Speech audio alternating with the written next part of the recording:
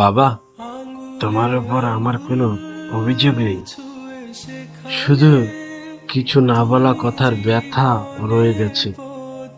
তোমার ছায়ায় বড় হয়েছি আমি, তবুও কেন যেন দূরত্বটা বেড়ে গেছে।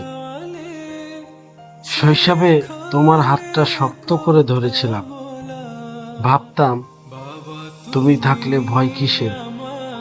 আজও যখন জীবনের পথে হোঁচট খাই, মনে হয় বাবা তুমি যদি সত্যি পাশে থাকতে আগের মতো করে।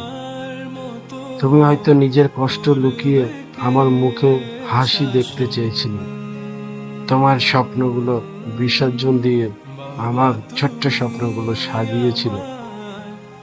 আজ বুঝি বাবার ভালোবাসা সবসময় মুখের কথায় প্রকাশ পায় না, কখনো তা নীরব ত্যাগ হয়ে থাকে, কখনো চোখের জলে কিন্তু অভিযোগ হয়ে আসে না।